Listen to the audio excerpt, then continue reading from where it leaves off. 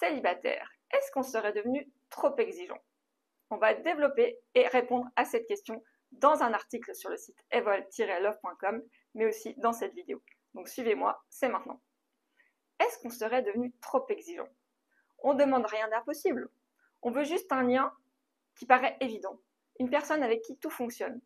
Une personne qui nous touche sans forcer, sans avoir besoin de parler, de tout expliquer. Bref, on a l'impression que c'est devenu un luxe de trouver cette personne. Et on se demande, est-ce qu'on viserait trop haut?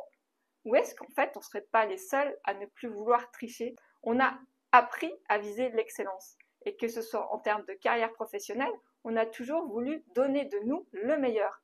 Pourquoi on ferait différemment dans notre vie sentimentale? Alors que c'est souvent plus important que la carrière professionnelle.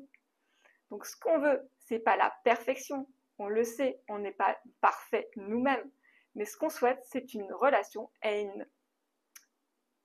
un lien qui nous porte vers le haut. Mais on ne veut pas simplement quelqu'un, on veut la personne, quelqu'un de juste, quelqu'un qui soit aligné avec ce que l'on souhaite, nos attentes, nos besoins, et que l'on soit nous aussi alignés avec les attentes et les besoins de l'autre, tout en étant complémentaires. On ne cherche pas un clone, on ne cherche pas un trophée, on cherche quelqu'un avec qui ça respire, avec qui ça s'harmonise et qui nous inspire et qui nous élève vers le haut. Est-ce que ça vraiment, d'après vous, c'est trop? Ce n'est pas qu'on demande trop, c'est qu'on ne tolère plus la demi-mesure, le faux, le fade, le sans saveur. Tant qu'à être avec quelqu'un, à vivre une relation amoureuse, si c'est pour plusieurs années, autant que ce soit une très belle relation qui vous inspire et qui vous élève. Et ça, c'est pas être exigeant, c'est vouloir le mieux pour vous. C'est juste normal. Or, beaucoup de personnes se contentent d'une relation tiède, fade, routinière, et ça leur correspond très bien parce qu'ils n'ont pas le même degré d'exigence, ils n'ont pas les mêmes attentes, ils n'ont pas les mêmes perspectives d'avenir. Donc, à chacun de savoir qui on est, être lucide sur ce que l'on souhaite pour vraiment aligner nos exigences de partenaire pour demain. Donc, c'est pas qu'on soit trop difficile, c'est souvent qu'on est très lucide sur ce que l'on veut devenir et ce que l'on souhaite pour notre futur sentimental et relationnel. Et ça, donc, très peu de gens le comprennent. Parce que très peu de gens ont le courage de se dire « je suis prêt à rester seul pour vivre cette relation-là ».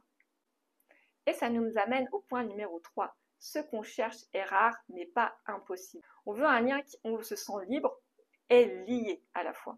On veut un lien qui soit vivant, qui soit incarné. Un lien qui soit lucide aussi, où on soit clair entre les défauts des uns et les défauts des autres, et comment tout ça, ça peut fonctionner ensemble. La communication, c'est toujours la base. Ce qu'on cherche est précieux, mais pas impossible. Effectivement, quand on a un niveau d'attente qui est assez élevé, c'est peut-être difficile de trouver une personne qui soit alignée avec ça. Et c'est tant mieux, parce que vous n'allez pas sortir avec le ou la première que vous allez croiser. Vous allez confier votre cœur, votre avenir, vous allez construire avec une personne. Autant que ce soit une personne qui ait les mêmes valeurs que vous, les mêmes attentes que vous et les mêmes ambitions que vous.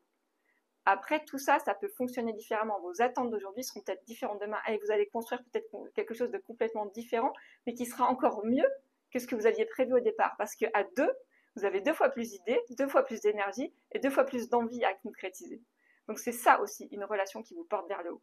Mais pour vouloir sortir avec la première personne que vous allez rencontrer parce que vous avez besoin de vous mettre en couple, ça va juste peut-être vous tirer vers le bas. Ça peut être une très belle rencontre, comme ça peut, si ça ne répond pas à vos critères, à vos attentes, à votre exigence de vie, à vos perspectives de vie, ça peut aussi vous mettre dans un immobilisme ou simplement vous desservir. Or, vous savez très bien que vous préférez 1000 fois être seul, être prêt et seul pour cette personne qui est sûrement quelque part, mais qu'il va falloir trouver maintenant. En conclusion, oui, on est exigeant. C'est une réalité. Mais on sait pourquoi on l'est. Parce qu'on est lucide et on sait ce qu'on vaut. On sait ce qu'on vaut. On sait ce qu'on veut. Ça s'appelle être lucide sur nos perspectives. Et quand on est lucide, on ne sort pas, on ne se confie pas, on ne s'ouvre pas à la première personne que l'on va croiser. Et c'est ça qui fait notre force aussi. Si vous êtes entrepreneur, si vous êtes leader, si vous êtes un décidant, vous prenez des décisions tous les jours. Pourquoi cette décision-là, elle devrait être revue à la baisse? Parce que c'est plus compliqué.